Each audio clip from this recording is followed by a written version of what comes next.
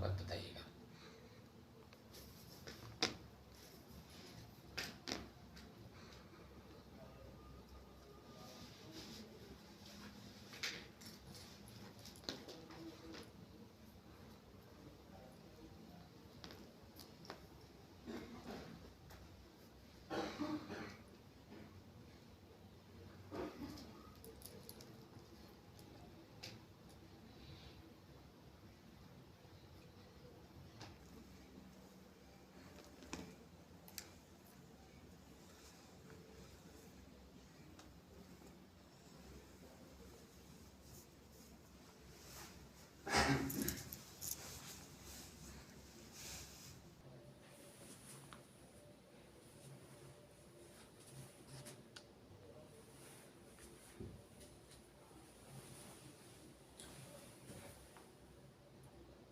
ध्यान और योग, इस पर चर्चा चल रहा था।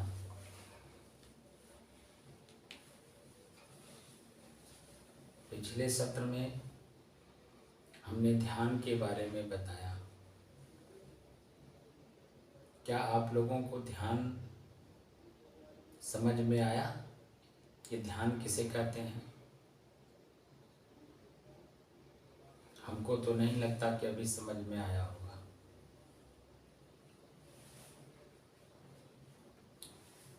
ये जो सहज समाधि योग साधना के तत्वाधान में आप लोगों को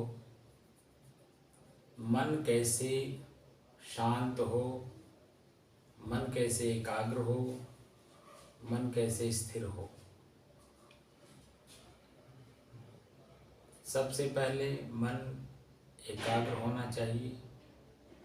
एकाग्र का मतलब होता है कि जिस भी लक्ष्य को हम बनाएं, उस लक्ष्य को पाने के लिए सभी वृत्तियों को छोड़कर एक वृत्ति में लगातार चलते रहना। एक वृत्ति का मतलब होता है एक शब्द पर चलना। शब्द ब्रह्म है, हम अभी इस बात को समझते नहीं। जिन लोगों ने पूरे संसार में जितने भी महापुरुष हुए, वो एक लक्ष्य को लेकर के चले। उन लक्ष्यों को पाने का एक शब्द बनाया, उसी शब्द पर वो चलने के लिए अपना एक नियम बनाया।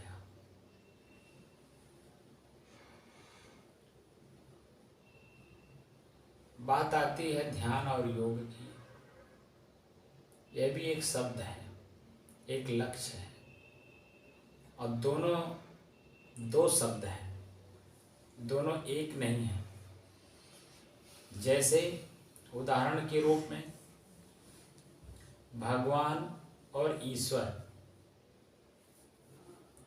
मैं सभी लोगों से पूछता हूँ कि भगवान और ईश्वर में क्या अंतर है। वो गंवार आदमी हो, अनपढ़ हो, पढ़ा लिखा हो, विद्वान हो, प्रोफेसर्स हो, अफसर हो, जिससे भी मैं पूछता हूँ, वो सभी लोग एक ही बात कहते हैं। मुझे मेरी बात को सुन करके सबसे पहले तो मेरे ऊपर ही हंसते हैं। ये नया बात आप क्या पूछ रहे हैं, कोई नया चीज आप तो दे नहीं रहे। और मेरे ऊपर ही हंसते हैं और हंस करके एक ही बात कहते हैं। जब हंसने लगते हैं तो मैं उनको पूछता हूँ, जान के हंस रहे हैं कि समझ करके हंस रहे हैं, या पढ़ करके हंस रहे हैं, या बिना जाने बिना समझे बिना पढ़े उसे आप मेरे ऊपर हंस रहे हैं। तब उनकी चुटिया खड़ी होती है। उनके अंदर में एक धक्का सा लगता है, ये कौन सी प्रश्न कर दिया इन्होंने। मैं बोलता हूँ कि आप लोग गंवारी भाषा में बोलते हैं, जिसका न सींग है न पूछ है। तब जब थोड़ा डिस्कशन हो जाता है तब वो लोग कहते हैं महाराज आप ही बताओ, हमको तो नहीं पता, हमको तो एक ही पता है कि उसी व्यक्ति का नाम चाहे ईश्वर ले लीजिए चाहे भगवान कह लीजिए,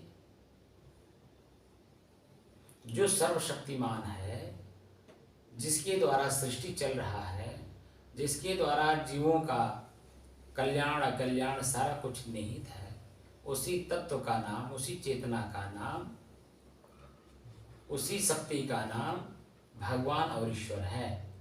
ये कही है वो।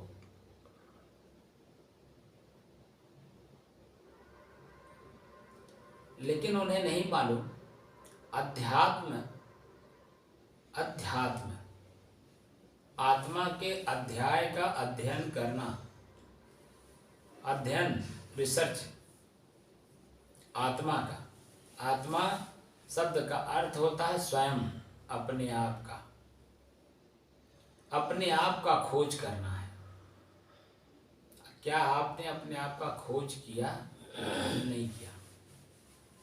आप अपने मन के हाथ बिके हो, आपका मन चंचल है, क्षण क्षण में बदलता है, किसी एक शब्द पर स्थिर नहीं रहता है, तो एकाग्र मन कैसे होगा? किसी बात को पूरा जाने बिना इसे आप बोलते रहते हो।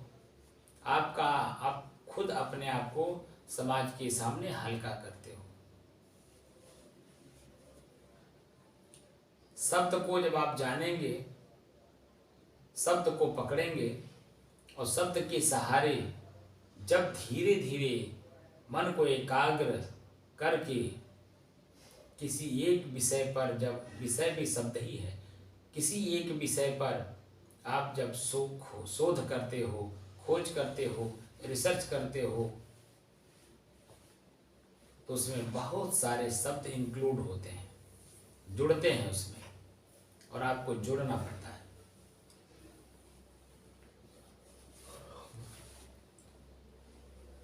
और वह एकाग्र फिर स्थिर होकर के चलना होता है कि जब तक वो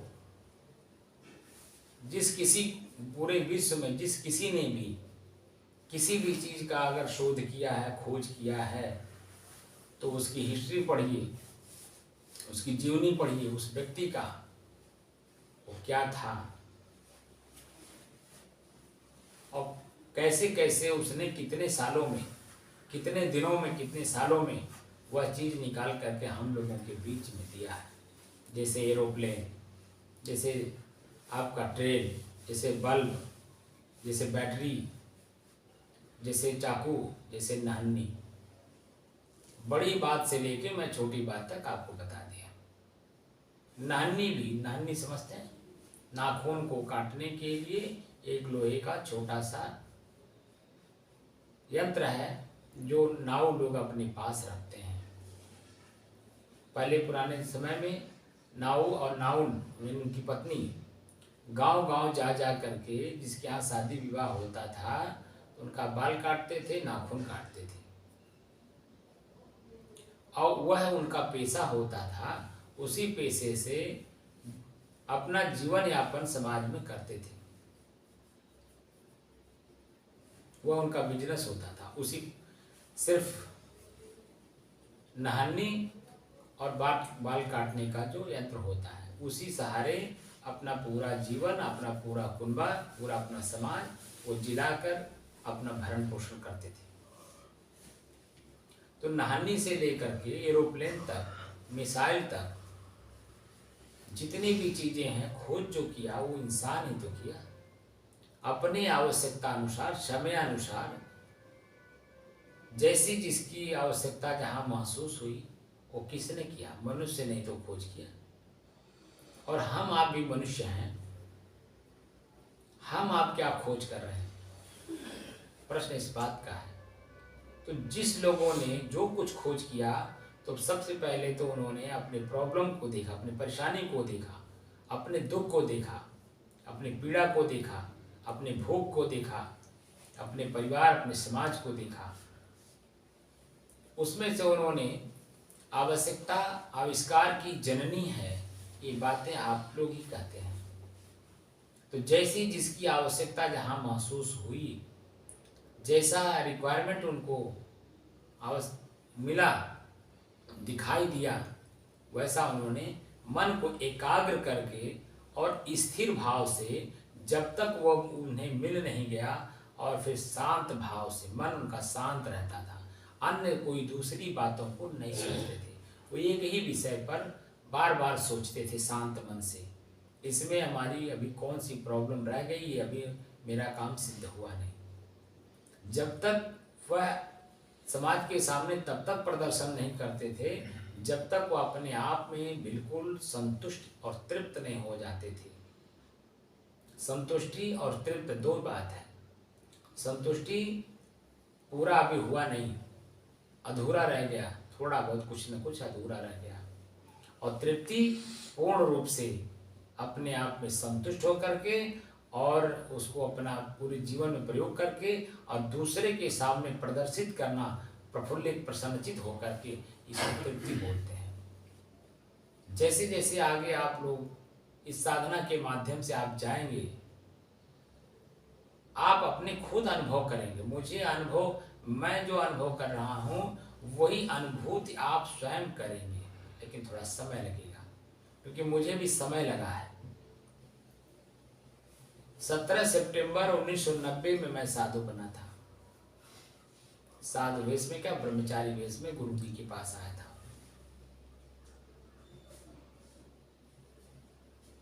11 अप्रैल 1995 को मुझे साधु का भेष मिला था।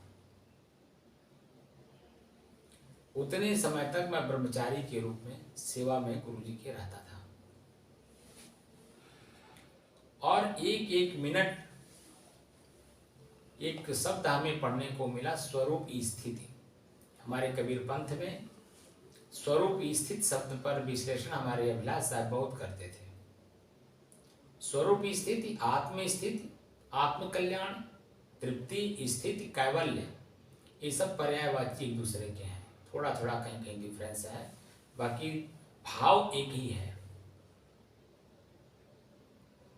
जैसे पानी एक लिक्विड है, एक पदार्थ है।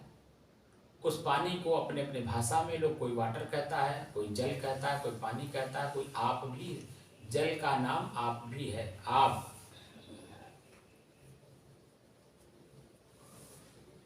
मन एकाग्र हो, स्थिर हो और शांत भाव से किसी भी काम को आप करिए। सुबह उठिए, उठने का भी कला है। बिस्तर पर उठने का कला है, बिस्तर पर से नीचे उतरने का कला है। नीचे उतर करके अपने जो भी शरीर में आपको लगता है कि टट्टी पेशाब लगा है, उसे निकालने का भी कला होता है। चलने का भी कला होता है, बोलने का भी कला होता है। हर काम को करने का अपना एक कला होता है। अगर आपका मन शांत है तो समय समय से हर चीज का आप पालन करते हुए अपने लक्ष्य को पूरा करते हैं। यानी सुबह से लेकर शाम तक पुनः बिस्तर पर, जैसे सुबह बिस्तर से उठते हैं, शाम को पुनः उसी बिस्तर पर आपको आना पड़ता है। तो आपके मन पर, आपके शरीर पर, आपके परिवार पर, आपके समाज पर कोई बुरा असर नहीं पड़ता है। तो प्रफुल्लित प्रसन्नचित होकर के उसी बिस्तर का पुनः आप आनंद लेते हैं, क्योंकि आपने 3 चीजों का पालन किया। मन की एकाग्रता, कि पुनः वापस आना इसी बिस्तर पे, और स्थिर होकर के आपने काम किया।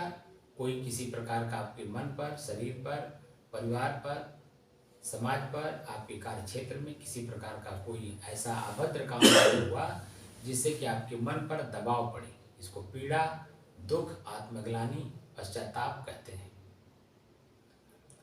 पुनः आप आते हैं प्रफुल्लित प्रसन्नचित होकर के उसी बिस्तर का पूरा आनंद लेते हैं, और फिर आनंद लेते लेते उस दिशा को बढ़ जाते हैं जो आपकी अपनी स्थिति है, आत्म स्थिति। ये जो नींद है ना, नींद, आप लोग इसको बड़े सहज भाषा में बोल देते हैं निद्रा। वह आपकी अपनी स्थिति है। ये चेतन, ये आत्मा जिसको हम लोग बोलते हैं, वह अपने आप में समाहित हो जाता है। जैसे अपने आप में समाहित होता है, मन अपना काम बिल्कुल अलग हो जाता है, अपने काम को नहीं करता है। ध्यान इसी बात का रखना है कि मैं जो कुछ कर रहा हूँ उसमें मुझे पीड़ा ना मिले, दुख ना मिले। मेरे मन पर, मेरे शरीर पर, मेरे परिवार पर कोई ऐसा कार्य न करें कि जिससे दबाव महसूस हो, जिसमें पश्चाताप हो। क्योंकि आप खुद शांति का सागर हैं, मैं इस बात को बार बार कहता हूँ, आप खुद शांति के सागर हैं। आप जब निद्रा लेते हैं, आपका मन शांत हो जाता है, और मन जब शांत हो जाता है तो आपके शरीर की जो क्रियाएं हैं वो चलती रहती है, क्योंकि वो प्रकृति है, प्रकृति में क्रिया होती रहती है। तो आप जगे रहें या सोए रहें, तो जब जगे रहते हैं तो आपकी एनर्जी लॉस होती है, और जब सोते हैं तो आपकी एनर्जी अपने आप में भरपूर पुनः स्थापित हो जाती है, जो सुबह जगने के बाद एक उमंग, एक उत्साह अलग आपको झलकती है।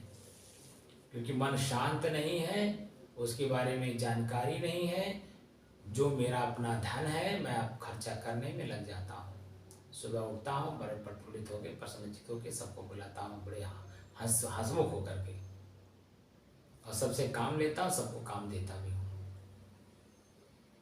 लेकिन मन आपका अशांत तब होता है जब उसको खर्च करते करते उसको बिल्कुल खर्च कर देते हैं, और खर्च करने के बाद जब पश्चाताप होता है तब आपको लगता है एक दबाव, तनाव, खुद आप अनुभव करते हैं। जब अनुभूति का विषय है सुख और दुख दोनों, तो क्यों ना हम सुख को अनुभव करते हुए दुख को होने ही ना दे, सतर्क रहें, सावधान रहें। ध्यान का मतलब ये होता है सतर्कता और सावधानी, अपने ही काम को करने का पूर्ण लक्ष्य लेकर के चलते हुए सतर्क और सावधान रहिए, ताकि मेरे मन पर, मेरे शरीर पर, मेरे परिवार पर, मेरे कार्य क्षेत्र में हमें दबाव महसूस ना हो, पश्चाताप ना हो, आत्मग्लानि ना हो, दुख महसूस ना हो। ये चेतना आप कौन देगा आपको?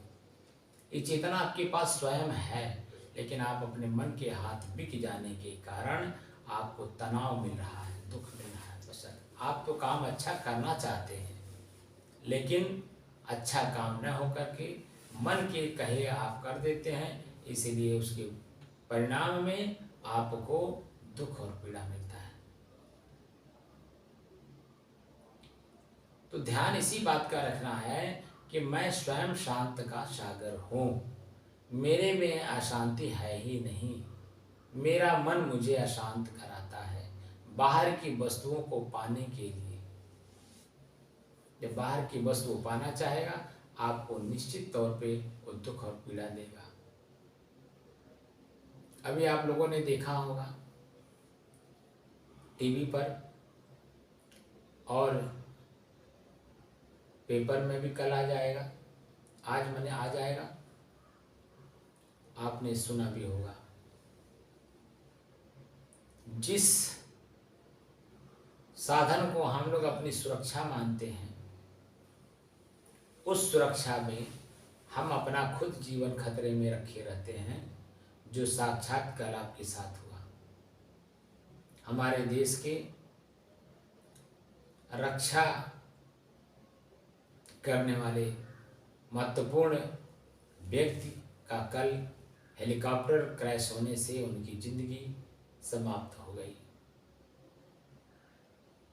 मैं इस बात को जिक्र इसलिए कर रहा हूँ कि जो बाहर की वस्तु है उसमें आप देखिए, इस बात को यहाँ आकलन करिए कि उसी हेलीकॉप्टर से उड़ करके वो एक जगह से दूसरे जगह पहुँचने में कामयाब होते थे, ताकि जो समस्या है उस समस्या का समाधान वो कर सके। सरकार भी उनको इस तरह का हर सिस्टम प्रोवाइड करा रखी थी। लेकिन देश की सेवा करते करते और उसी संसाधन से जो बाहर का था, जो एक साधन था और उसी साधन से अपने ही शरीर से वह हाथ हो बैठी। उनको किसी ने मारा नहीं, किसी ने उनको कुछ कहा नहीं, ना उनको किसी प्रकार का कोई भय था, ना डर था।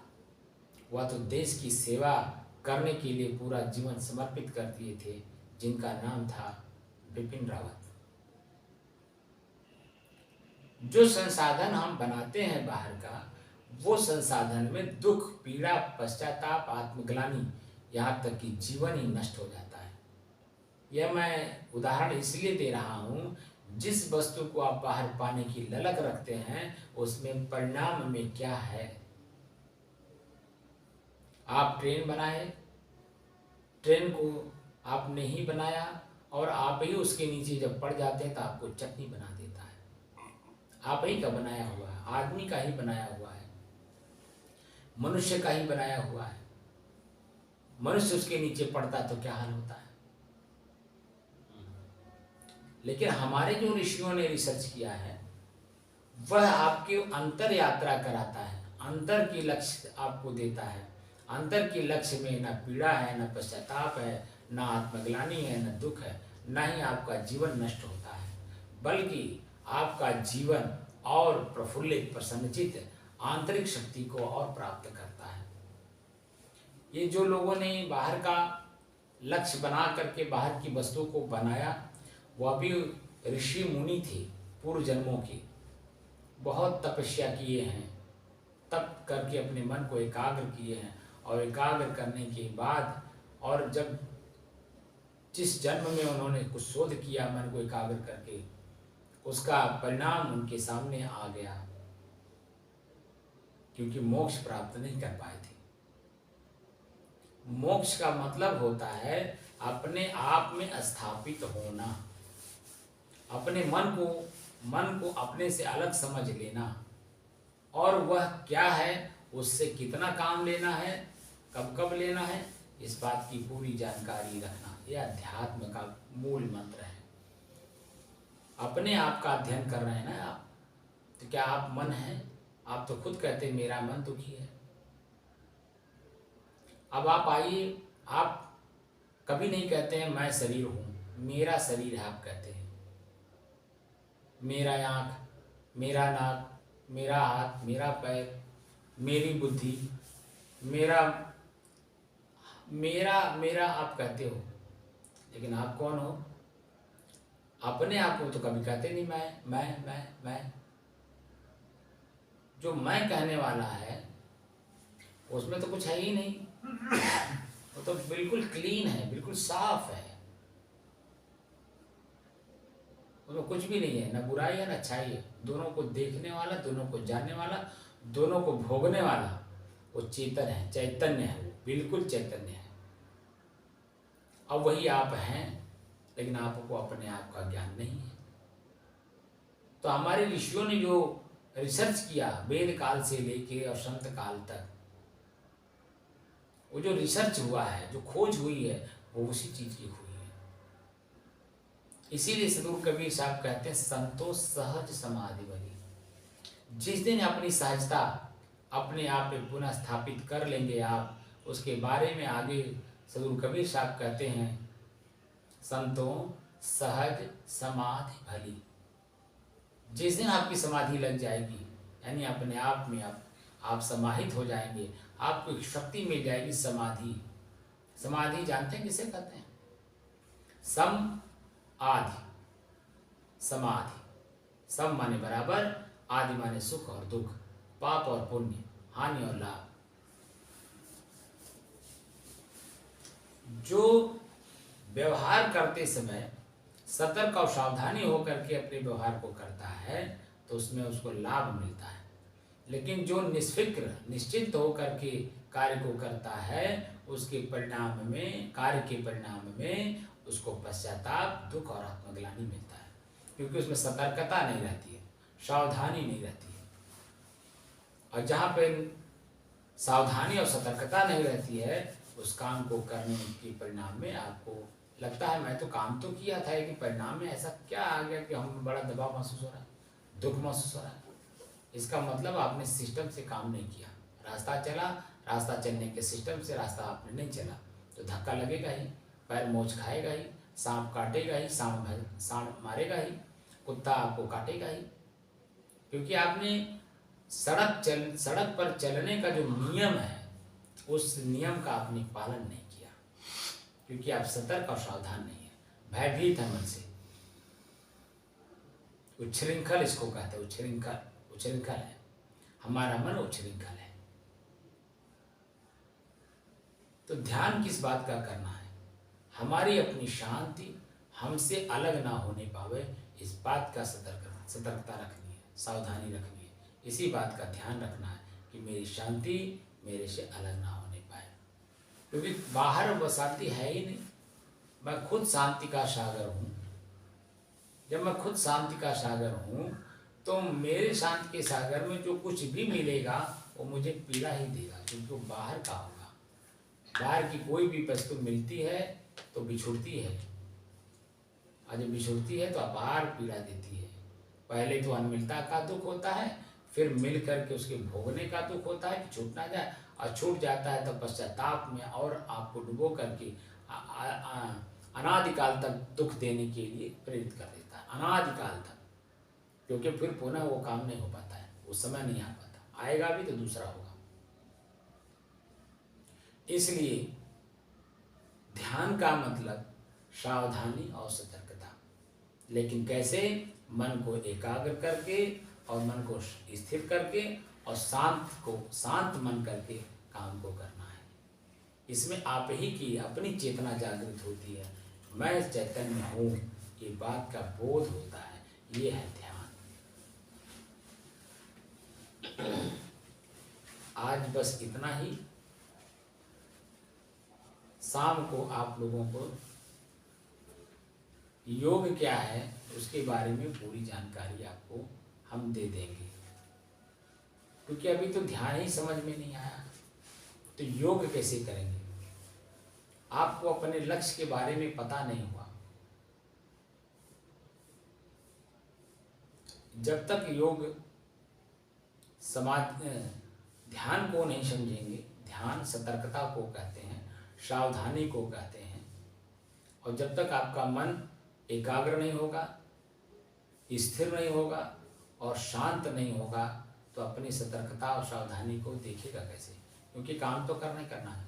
जब तक आप इस शरीर में हैं, आपको भोजन देना है, तो भोजन हमारा कैसा होना चाहिए वो कैसे आप विश्लेषण कैसे करेंगे? क्योंकि आपको अपने ही मन पर कमांड नहीं है, अपने मन पर आपका पकड़ नहीं है। जब आपका मन आपसे पकड़ के बाहर रहेगा तो निश्चित आपको दुख देगा। इसलिए मन को पकड़ करके इसी से काम कराना है, इसी से काम लेना है। तो मन हमारा चंचल बना हुआ है, चंचल को एकाग्र करिए, एकाग्र मन को स्थिर करिए और स्थिर मन को शांत मन से किसी भी काम को करिए, शांत मन से करिए। तो इसलिए ध्यान इस बात का रखना है कि मैं ध्यान करने बैठा हूँ, मन को शांत करने के लिए शरीर में बहुत सारी ऊर्जा आ जाती है। जैसे आप ध्यान करने बैठते हैं, आपके शरीर के जो तंतु हैं, जो क्रियाशील हैं, उसमें अपने आप में स्थिरता दिखाई देने लगता है, शांत होने लगता है, आपको खुद अनुभव होता है। क्रिया जब होती है आपकी एनर्जी लॉस होती है, आपकी ताकत खत्म होती है। लेकिन जब आप शांत मन से होते हैं, आपकी क्रियाएं रुकती हैं, तो आपका मन, आपका शरीर सब कुछ शांत होता है। क्रिया न होते हुए इसमें आपकी एनर्जी और स्टोर होती है, और जब एनर्जी स्टोर होती है तो उसको खर्च करने में भी आनंद आता है। चाहे आप किसी भी क्षेत्र में कार्य करिए, काम करते समय आपको ताकत की जरूरत पड़ती है। वो ताकत कहाँ से मिलेगा? आपके शांत मन से आपको मिलता है। आपका मन शांत है, आपके शारीरिक और आध्यात्मिक, यानी व्यवहारिक और आध्यात्मिक दोनों तरह की शक्तियाँ आपको प्राप्त होती हैं। लेकिन जब मन शांत होता है तब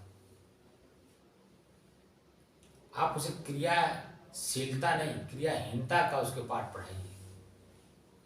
क्रियाहीनता और क्रियाशीलता क्रिया में दुख और पीड़ा है, क्रियाहीनता में सुख और आनंद है।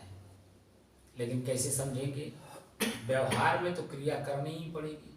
बिना चले आपको मंजिल बाहर का नहीं मिलने वाला है, तो उसमें क्रिया होनी ही होनी है। तो आप कंफ्यूज हो जाएंगे। बिना क्रिया किए तो हमारा बर्तन नहीं बजाएगा, खाना नहीं बनेगा, कपड़ा नहीं धुलेगा, कार्य क्षेत्र में मैंने जा नहीं सकता हूँ। सब काम करना, वो तो शरीर से करना है ना। मन से आप शांत रहिए, मन को क्रियाहीन बनाइए। मन एकाग्र होगा, स्थिर होगा और शांत मन से काम करेंगे, उसमें कोई पश्चाताप, दुख, आत्मग्लानि नहीं होगा। ये है आपके खुद की अनुभव की बात होगी। अभी तो आश्चर्य लग रहा होगा कि क्या बोल रहे हैं, लेकिन जिस दिन आप अनुभव करना शुरू कर देंगे, आप खुद जो है अपने आप को समझ जाएंगे, सारी बात को समझेंगे। कभी मैं भी नहीं समझता था, लेकिन गुरु जी की देन है। उन्होंने मुझे धीरे धीरे मेरे मन को उन्होंने पाला पोषा, बड़ा किया। आज मैं बड़ा हो गया हूँ, तो मैं आप लोगों को भी बड़ा बनने का एक शिक्षा दे रहा हूँ, ज्ञान दे रहा हूँ, जानकारी दे रहा हूँ। और जानकारी ही नहीं दे रहा हूँ, थ्योरी ही नहीं सिर्फ बता रहा हूँ, एक प्रैक्टिकल बता रहा हूँ। प्रज्ञा जगाने के लिए प्रैक्टिकल करिए। आने वाले समय में जिस दिन 10 दिवसीय कार्यक्रम मैं करूँगा, उसमें मैं पूरा का पूरा आपको अनुभव करा करके आपके जीवन को बदल करके यहाँ से मैं भेजूँगा, सिर्फ 10 दिन में। लेकिन भाई मन शांत करके आपको सीखना होगा, मन को उतावलेपन में रख करके नहीं। बच्चा माँ से दूध तभी पी पाता है जब वो छोटा होता है। आपको अपने मन को छोटा बना करके, मैं एक माँ हूँ, मेरे छाती में अपार दूध है, आप उसे कैसे पिएंगे, कैसे जानेंगे, कैसे बड़ा करेंगे अपने शरीर को। वह चीज़ें आपको मिलेंगी, बिल्कुल मिलेंगी, समय से मिलेंगी। इसी बात को लेके मैं आपको ध्यान करने की जो विधि है वह ये है कि अपने ही मन को अपने ही शरीर से अलग करना है। तो कैसे करेंगे? ये लक्ष्य बाहर का है, अभी तो तत्कालिक ये है। अपने ही श्वास को अपने से अलग होकर देखने का अभ्यास करिए। पहले मोटा मोटा चीज़ है, पहले स्कूल का पहला दिन यही है कि अपने ही श्वास को अपने से अलग होकर देखने का अभ्यास करिए। जैसे जैसे आप अभ्यास करेंगे, वैसे वैसे सारी बातें समझ में आ जाएंगी। बिल्कुल बहु बातें समझ में आ जाएंगी। सब एक एक शब्द का डेफिनेशन, एक एक शब्द का अर्थ, भाव, क्रिया सब कुछ समझ जाएंगे। अभी तो हम लोग चंचलता में बोलते हैं, चंचलता में काम करते हैं, सब चंचलता में सोचते हैं, इसलिए सही सटीक बात को नहीं कर पाते, नहीं सोच पाते हैं, नहीं बोल पाते हैं, जिसका परिणाम हमारे सामने होता है। इसीलिए इस बात का ध्यान रखिए, आपके अंदर की सोई हुई शक्ति को यहाँ हमें जगाना है और आपको खुद जगाना है। मैं तो सिर्फ आपको मार्गदर्शन करूँगा कि आप इस तरीके से अपने ही सोई हुई शक्ति को आप जगाइए। कैसे जगाएंगे ये आप पर निर्भर करता है। बताना मेरा काम है, करना आपका काम है। और जितनी तेजी के साथ एकाग्र मन से आप करेंगे, उतनी जल्दी से जल्दी आप अपने चीज़ को प्राप्त कर लेंगे, अनुभव कर लेंगे। क्योंकि अनुभव का चीज़ है। बाहर की चीज़ें मिलती हैं तो हाथ में मिलता है, लेकिन ये जो ज्ञान रूपी पदार्थ मिलता है आपको, ये मस्तिष्क को समझने के लिए मिलता है। मस्तिष्क पकड़ता है, ये हाथ नहीं पकड़ता, मस्तिष्क पकड़ता है। आपकी मस्तिष्क आपको ही अपना अनुभव कराता है कि क्या गलत बोल रहे हैं, क्या सही बोल रहे हैं। अगर गलत बोल रहे हैं तो लड़ाई हो जाएगी, अगर सही बोल रहे हैं मन शांत रहेगा। तो आप अपनी चीज़ को जब पा जाते हैं तो आपका मन शांत हो जाता है। लेकिन अपनी चीज़ें नहीं पाता है, आपका मन अशांत रहता है, उसमें तर्क वितर्क करता है। क्या बोल रहे हैं, क्यों बोल रहे हैं, किस लिए बोल रहे हैं, इसमें इनका क्या लाभ है, इसमें मेरा क्या लाभ है। ये तमाम तरह का तर्क आपके मन में 24 घंटा चलता रहता है। और इसी के कारण आप दूसरे को लाभ देने के बजाय अपना हानि कर बैठते हैं। ना दूसरे का लाभ आप कर पाते हैं, ना अपना लाभ कर पाते हैं। उसमें हानि दूसरे का भी करते हैं और अपना तो हानि आप करते ही हैं। इसलिए ध्यान इस बात का कर रखना है कि मेरी शांति भंग ना होने पावे। इसलिए सतर्क और सावधानी पूर्वक सुबह बिस्तर पर से उठिए, तो पुनः बिस्तर पर वापस आना भी है, इस बात का ज्ञान रखिए कि पुनः इसी बिस्तर पर मुझे आना है। तो कैसे आना है वह प्रैक्टिकल करते रहिए। सुबह अपने बिस्तर से आप उठे, किस मन से उठे? पुनः हम बिस्तर पर आ रहे हैं तो किस मन से आए? उस बिस्तर का हम आनंद ले रहे हैं तो किस भाव से ले रहे हैं? इस बात का ध्यान रखिए। वो बिस्तर आपको पहले याद हो कि जिस बिस्तर से मैं सुबह उठा हूँ उसी बिस्तर पर मुझे पुनः आना है। कैसे आना है इसी बात का ध्यान रखिए।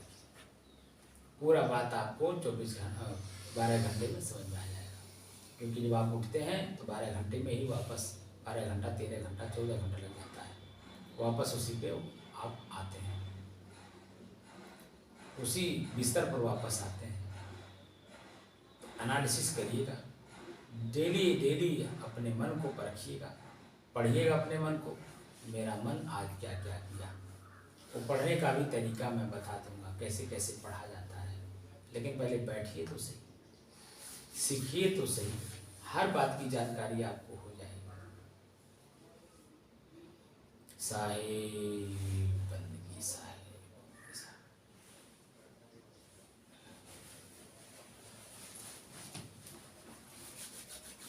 अभी नहीं।